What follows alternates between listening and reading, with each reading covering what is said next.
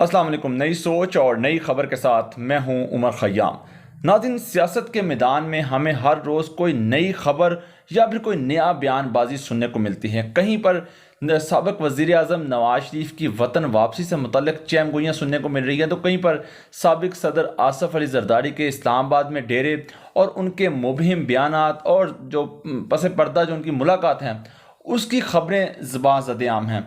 हुकूमत भी दावा कर रही है कि उनके जो हुकूमत के सिविल और अस्करी ताल्लुकात हैं वो तारीख़ की बेहतरीन पार्टनरशिप हैं। आज एक बड़ा अहम इजलास होता है नेशनल सिक्योरिटी कौंसिल का, जिसमें पहली पाकिस्तान की नेशनल सिक्योरिटी पॉलिसी है वो उसकी मंजूरी दी जाती है। अब ये नेशनल सिक्योरिटी पॉलिसी है क्या, इसकी मंजूरी देने के पीछे ज़रूरत क्या पेश आई, आज इन तमाम मौज़ूआत पर बात करने के लिए हमारे साथ ज़ीशान साहब मौजूद हैं।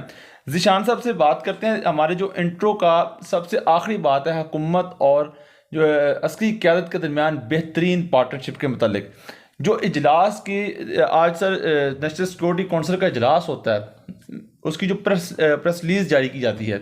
एक तरफ तो हुकूमत दावा कर रही है कि उनके और फ़ौजी भाइयों के दरमियान बड़े तल्लुकात स्मूथली चल रहे हैं और पॉलिसियाँ जो बनती हैं, शेख रशीद ने गुज़श्ता रोज़ दावा किया कि वो दिनों की नहीं 20-20 सालों की बनती हैं।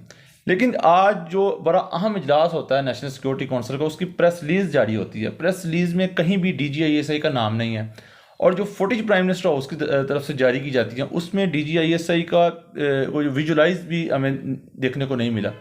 इसके पीछे कोई वजह है या फिर बस हो गया? नहीं, देखें, ऐसी बात नहीं है कि हो गया, हुआ नहीं है, किया गया है। ये ऐसा इस वजह से किया जा रहा है कि क्योंकि जो कि पिछले जो DI थे उनकी वजह से प्रोफाइल बहुत ऊंचे चला गया था। और ये एक ऐसा ओहदा है मुल्क में, बहुत ज़ाहिर है, ताकतवर, ज़िम्मेदार और इस तरह का ओहदा है, तो इसलिए इस शख्सियत का मीडिया से एक्सपोजर होना या मीडिया में एक्सपोज होना अच्छा नहीं समझा जाता। दुनिया में, सिर्फ पाकिस्तान में नहीं, दुनिया में कहीं भी अच्छा नहीं समझा जाता। तो पाकिस्तान में जो साबिक DG थे वो जो कि काफ़ी अरसे से उस इदारे में थे, वो 3 साल पहले DG काउंटर टेररिज्म, वो तो इतना अरसा रहने की वजह से ना वो बहुत ज़्यादा हाई प्रोफाइल हो गए थे। तो इसके बाद फैसला हुआ कि नहीं, इसको डाई डाउन करते हैं। जैसे आपको याद होगा कि साबिक DGISPR के मामले में किया गया कि वो बहुत ऊपर चले गए थे, तो फिर उनके प्रोफाइल लो करने के लिए ऐसा बंदा लगाया गया। तो अब भी जो नए DG की ये आप कह रहे हैं कि ना फुटेज आई है ना प्रेस रिलीज में नाम है, तो इसका मकसद यही है। वो मौजूद थे, वो हुकूमत के साथ ऑन बोर्ड है पॉलिसी पे, वो हर इजलास में भी शिरकत कर रहे हैं, लेकिन फैसला यही किया गया कि उनका भी जो कि, और ख़ुद भी DG साहब का भी यही है कि उन्हें मीडिया का इतना शौक नहीं है तस्वीरों का और इन चीज़ों का कि उनकी बल्ले बल्ले हो कि जो कर रहे हैं बस वही कर रहे हैं। लेकिन सर सवाल तो फिर उठेगा ना कि जनरल फैज साहब थे जब DGISI, तो हर कॉन्फ्रेंस में, हर मीटिंग में वो बड़े नुमाया नजर आते थे। नहीं, ये भी मौजूद तो होंगे, हर मीटिंग हर इजलास में होंगे, लेकिन बस उसका चर्चा लोग सवाल तो करेंगे ना, लोगों का काम ही यही है सवाल करना। उनका काम है काम करना बस। तो वो काम जिम्मेदारी से करे, बाकी फुटेज है नहीं है, नाम है या नहीं है, डजेंट मैटर। बाकी हुकूमती मामलात है, सियासत पे आप बात करेंगे तो आपको वो जरूर बताऊंगा। अच्छा, ये नेशनल सिक्योरिटी कौंसिल के इजलास में आज जो पॉलिसी की मंजूरी दी गई है, पाकिस्तान की पहली पॉलिसी जो है नेशनल सिक्योरिटी पॉलिसी, पहले तो ये मुझे बताएं ये है क्या, इसके पॉइंट्स क्या हैं और इसको जो मंजूरी देने के पीछे ज़रूरत क्या पेश आई इस वक्त? असल में देखे उमर, हमारे यहाँ चूँकि हमेशा हर मामला ही ऐसे चल रहा है कि डंग टपाओ कि बस ठीक है जैसे है, मतलब एक क्राइसिस आता है, हम कहते ओह ज्वाइंट सेशन बुला लो, फलां कर लो, उस वक्त हंगामी बुनियादों पे इजलास होते। मतलब मुल्क में कोई पॉलिसी नहीं है कि ये एक मामला है, वहाँ पे अगर बदल रहे हालात तो हमने उसकी तैयारी कैसे करनी। तो बेसिकली ये इसका है। अब इसकी जो आपने कहा कि ज़रूरत क्यों पेश आई, क्योंकि बार बार हमारी रियासत बाज़-औक़ात अंदरूनी और बाज़-औक़ात बैरूनी चैलेंजेस की वजह से बिल्कुल स्टक हो जाती है। तो इसलिए बनाई जा रही है ताकि ये जो चैलेंजेस है कि रियासत उसके लिए पहले से तैयार हो कि अगर कोई क्राइसिस आया है तो वो पहले से वहाँ पे बहस हो चुकी हो, फैसले हो चुके हो कि इसे ऐसे डील करना है। ये नहीं कि हंगामी बुनियाद पे हो, डंग टपाओ वाला।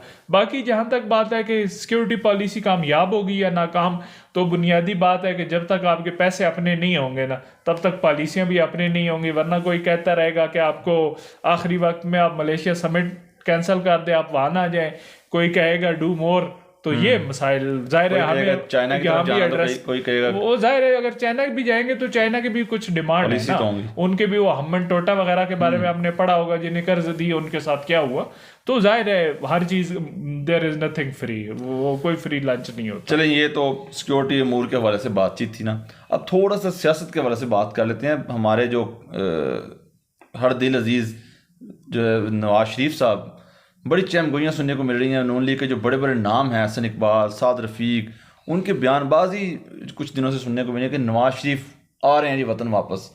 अब जो है वो एक नया जो है वो इनकलाब आने जा रहा है। कब आ रहे हैं नवाज शरीफ सर? नवाज शरीफ कब आ रहे हैं ये बात नवाज शरीफ को भी नहीं पता है। वो उसकी वजह ये है, ये जो इधर दावे कर रहे हैं इनसे आप पूछ लें कि आखिरी दफा आपकी नवाज शरीफ से बात कब हुई थी। इन बेचारों से तो बात नहीं होती। हुसैन नवाज आके फोन नहीं करता। आपको याद होगी वो निहाल हाशमी वाली फुटेज जो हुसैन नवाज को इशारा कर रहे हैं संभाल लो।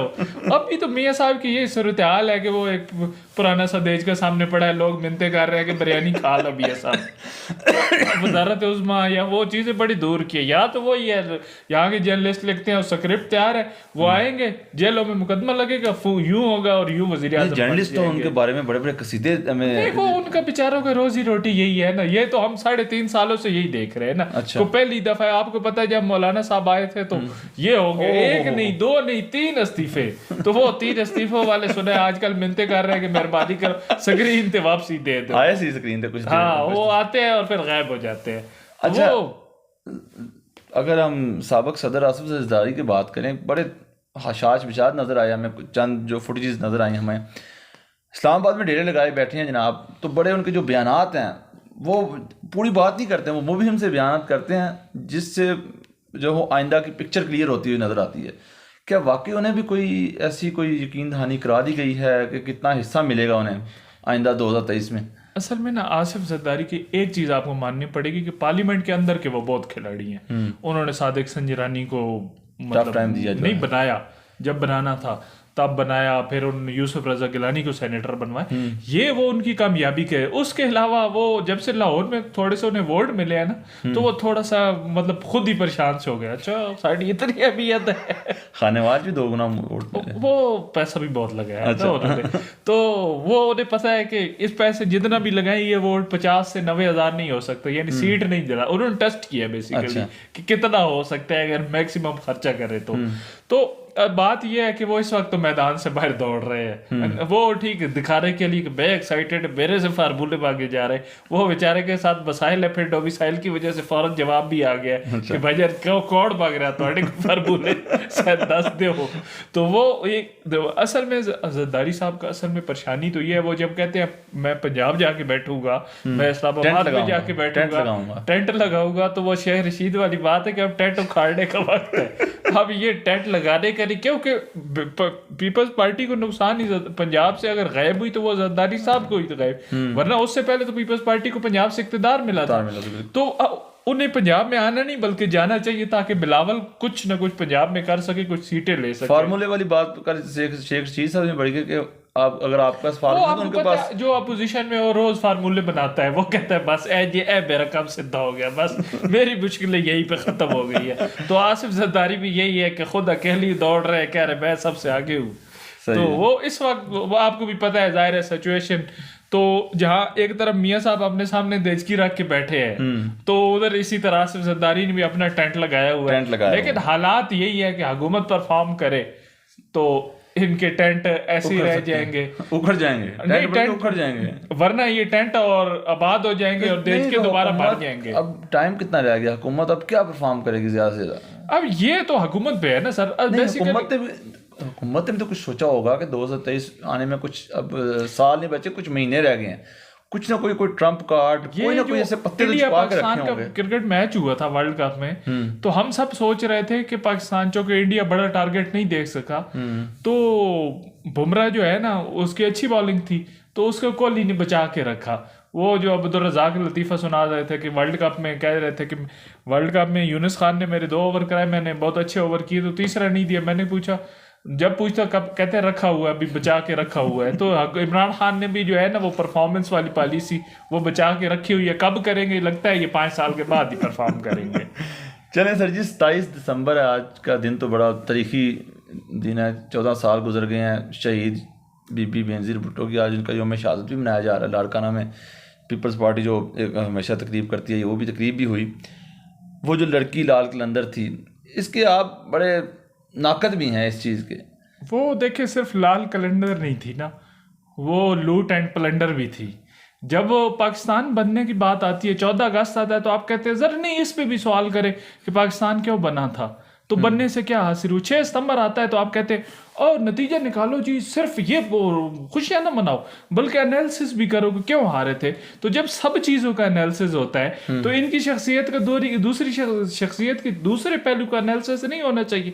वो नई जनरेशन को क्या नहीं पता चलना चाहिए कि ये असल में क्या थी। ठीक है, इनका एक रूप है जो उनके साथ हुआ, जाहिर है अच्छा नहीं हुआ, कौन उसे जस्टिफाई कर सकता है, लेकिन जो उन्होंने कौम को तोहफे दिए जरदारी साहब जैसे, या उन्होंने खुद जो मतलब किया, उन्होंने तोहफा तो नहीं दिया ना, तो जरदारी साहब ने नहीं दिया। तो वो उससे पहले आपको पता है वो सारी जिंदगी क्या करती, जरदारी साहब का दिफा ही करती रही ना, इवन अपने भाइयों के मुकाबले में दिफा करती रही जरदारी साहब का। बेनज़ीर साहिबा की पर्सनल जिंदगी को हम क्यों डिस्कस करें? हम तो नहीं, ये पर्सनल कहाँ से है। जरदारी साहब जब मिनिस्टर, जब उनकी करप्शन पे तनकीद होती थी तो वो उसके बाद मिनिस्टर बन जाते थे।